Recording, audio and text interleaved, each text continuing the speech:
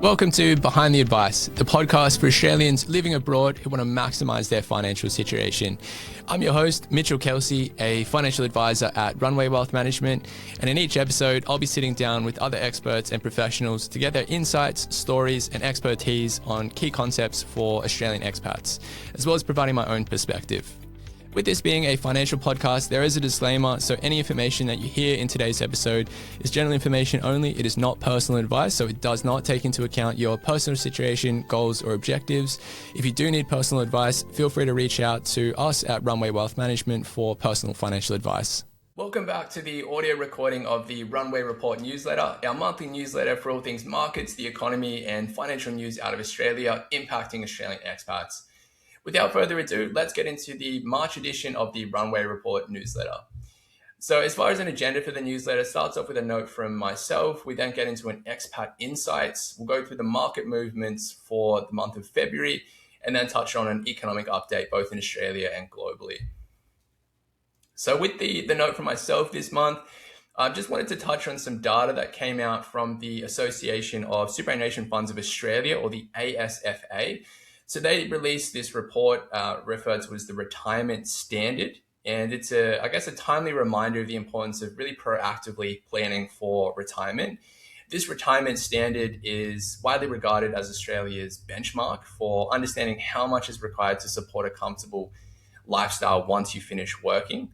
Now, there have been some changes from the last time this data was released. So the ASFA attributes these increases largely to the government age pension just not being able to keep up with the rising cost of living here in Australia.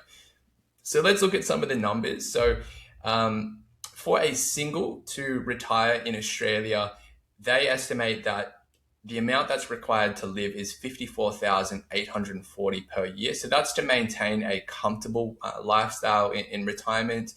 It's worth noting some assumptions that are built into these estimates as well. So this does assume that you are a homeowner. So for a homeowner, $54,840 per year is kind of estimated to be the amount required for a comfortable retirement. For a couple, it's $77,375, also being homeowners. And how that translates to, the superannuation balance estimated to be required to meet those income needs. For a single who retires at age 67, the required super balance is estimated to be $630,000. Now, this is up from $595,000 from the last time this data was released. For a couple, the combined superannuation balance is $730,000, and that's up from $690,000 from the last time it was updated. So I think the key takeaway is building sufficient retirement assets should always remain a really key priority. We don't want to rely solely on the age pension, if at all, if possible. So this means really taking a proactive approach to long-term wealth accumulation. So some ways that you can do that, maximizing superannuation contributions where appropriate. For a lot of Australian expats, it might be continuing to build on diversified investment portfolios outside of super, but always just maintaining a clear focus on achieving a self-funded retirement. So the focus for our clients is to build a strong self-funded retirement strategy that provides independence and flexibility later in life. If you'd like to review your retirement projections or discuss ways to strengthen that long-term strategy, please do feel free to reach out to us. Let's get into the Expat Insight. So effective from 1 July 2026, there are going to be some higher superannuation caps taking effect. So from the start of the new financial year, several key Australian superannuation limits will increase following the latest average weekly ordinary time earnings data, which was released in February 2026. So these indexation changes create new opportunities for Australians, including expats, to really boost retirement savings into that tax advantage environment of superannuation. So let's have a look at what's changing. So for concessional contributions, so the cap is increasing from $30,000 to $32,500. So there's an increase there of $2,500 per financial year that you can now make as a concessional pre-tax contribution. Now, for non-concessional contributions, this is increasing from $120,000 per financial year to $130,000. And then there's some flow-on effects of these contribution caps being increased, such as the bring forward rule. So the bring forward rule effectively allows you to contribute 3 years worth of non-concessional contributions in a single financial year. So that means that eligible members can now contribute up to 390,000 in a single financial year. So that's going to allow you to contribute larger amounts in a very short period of time. There's also been an increase in what's called the transfer balance cap, or TBC. Now, this is essentially the maximum amount that can be transferred into a tax-free retirement pension phase account. So previously it was 2 million. It's now increasing to 2.1. So it's increased. There's an additional 100,000 that can now be moved into the tax-free retirement accounts. So again, just really allowing potential to enhance retirement income in retirement. So it's still a really big cap if we kind of think about that in the context of the ASFA numbers we just went through. Previously, you can get up to 2.1 million that can be invested tax-free in superannuation. So really great opportunity to evaluate your superannuation strategy and look at maximizing that ahead of retirement. For Australian expats, these higher caps really provide a value opportunity to boost retirement savings, enhance tax benefits through increased tax deductible contributions, but also prepare to commence that retirement income stream. Let's get into the market movement section, and we'll start with the Australian share market. So we're just looking at the month of February here. So during the month, the ASX 200 index gained 3.7%. This was driven mainly by the materials and the financial sector of the market. We saw higher commodity prices supported by supporting resource companies, while stronger than expected bank results really boosted financial companies on the Australian stock market.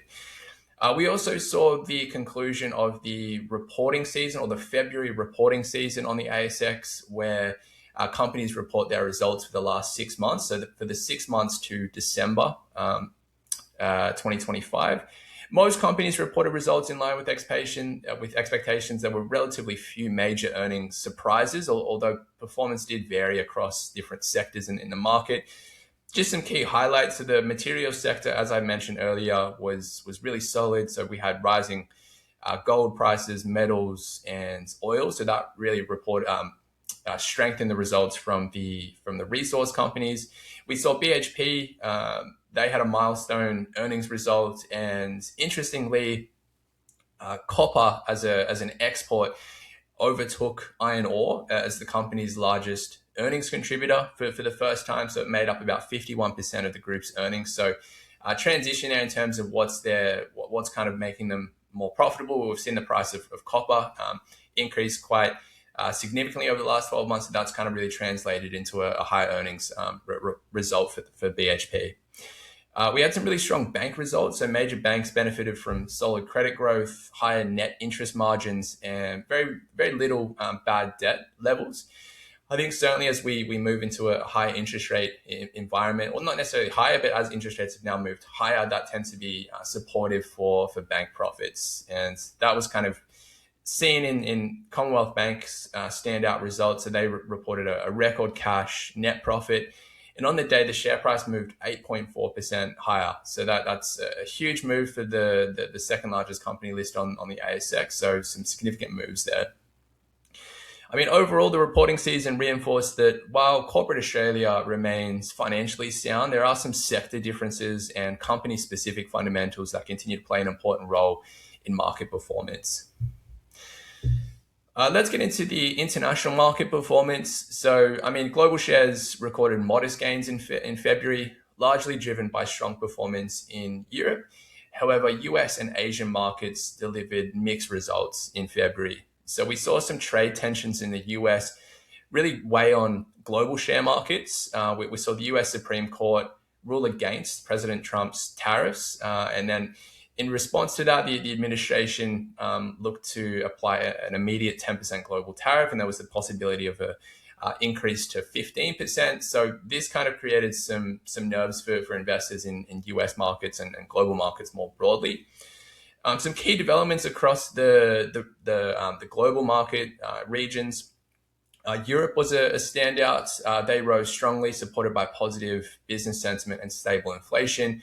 We can see in the chart here, the Euro Stoxx 50 was up 3.2% during February, and the UK did really solid as well. So the UK stock market was up 6.7% during February. Shares in the United States eased slightly after reaching record highs in January. So there's still some optimism around artificial intelligence, and there was some strong corporate earnings. But those policy developments really created some volatility in the US. China.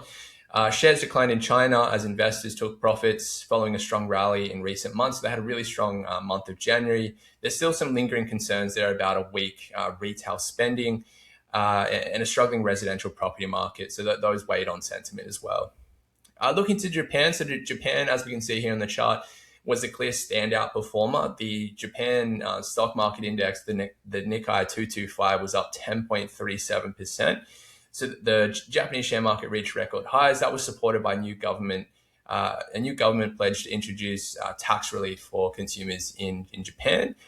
I mean, overall, while global markets continue to move higher, policy uncertainty and escalating geopolitical tensions between the US and Iran, which we'll get into shortly, really created some volatility, particularly towards the back end of February, and contributed to a sharp rise in global oil prices. Let's just touch on a quick economic update on the Australian economy. So Australia's economic data more recently has been mixed. So we've had some strong employment growth, but softer household spending. The main challenge for the Australian economy remains inflation. So that's continuing to sit above the central bank's target range, which is that 2 to 3% band. So we had headline consumer inflation rising 3.8% in the 12 months to January. So that's really going to keep pressure on policymakers. This follows the Reserve Bank of Australia's decision to raise the cash rate last month to 3.85%. And financial markets are now expecting the possibility of further increases later this year to help ease those price pressures. Some recent economic indicators show that the unemployment rate here in Australia remains quite stable at 4.1%, so incredibly tight in terms of the labour market here in Australia. That also is preventing the Reserve Bank from loosening monetary policy as well, because we've got that really tight labour market. Consumer spending has improved, although some signs of caution remain among households. The key issue is that inflation, so that's remaining elevated, and it's continuing to challenge policymakers at the Reserve Bank. Despite these pressures, we did see some encouraging economic growth data released by the Australian Bureau of Statistics. So the economy grew by 0.8% in the 3 months to December 2025. And on an annual basis, the Australian economy grew by 2.6%. So above expectations of economists. So overall, while Australia's economy continues to show resilience through strong employment and steady growth, inflation remains the key issue shaping expectations for interest rates in months ahead. Let's go through the global economic update. So naturally, this is quite prominent in the news at the moment. So on the weekend over the 28th of February, we saw a sharp escalation in the Middle East following joint US-Israel air and missile strikes on Iran. And then in response, Iran has launched missiles towards several countries in the Middle East region. In response to this, we've seen oil prices rise sharply in response to the heightened risk of supply disruptions to oil and the sudden escalation in geopolitical tension. So naturally, a key concern is the disruption to the global energy supplies. So the conflict in the Middle East playing out involves countries located around the Strait of Hormuz, which is one of the world's most important energy shipping routes. So currently around 13 million barrels of crude oil per day pass through the strait. And this represents roughly 31% of global seaborne oil trade. So quite a significant amount of oil kind of passing through that strait ordinarily. In addition to that, there's major gas exporters in the Middle East, including Qatar, also rely on the routes, with about 20% of global liquefied natural gas or LNG exports moving through the strait. So naturally, that's been really disrupted over the last 2 weeks, and energy markets have been incredibly volatile as conflicting signals from the US administration and Iran have really created some uncertainty about how the situation may evolve. I mean, in response, we have seen some attempts to reduce the price of oil, increase supply by OPEC, which is the Organization of Petroleum Exporting Countries, OPEC. And there's been several non-OPEC producers agreeing in early March to increase supply by just over 200,000 barrels per day to help stabilize markets. I think going through these geopolitical shocks from a market standpoint, diversification remains central to our investment approach. So, periods of geopolitical tension can really challenge even experienced investors. I mean, for us, our approach in how we're managing portfolios for our clients remains a disciplined approach. We're focused on the long term rather than reacting to any short-term market movements as a result of this geopolitical shock. Diversification remains central to our investment approach. So we're spreading investments, and we've always had investments spread across multiple asset classes within clients' portfolios. That really helps ensure portfolios are not naturally overly dependent on the performance of only a few asset classes. Of course, we're watching these developments closely and their potential impact on markets. Certainly, while short-term volatility is inevitable as part of a longer-term strategy, staying invested with a diversified long-term approach has really consistently proven to be the most effective way to navigate these kinds of political events, such as the one we're experiencing right now. Also, just wanted to acknowledge clients impacted by the conflict. Certainly hope that you remain safe and supported through this period. Thank you for tuning in to the latest episode of the Runway Report Newsletter. We'll see you in the next recording of the episode. Thank you. Thanks for tuning in to today's episode. If you want to learn more about Runway Wealth Management and how we help Australian expats, feel free to jump onto our website, runwaywealth.com, and we're also on all the social media platforms.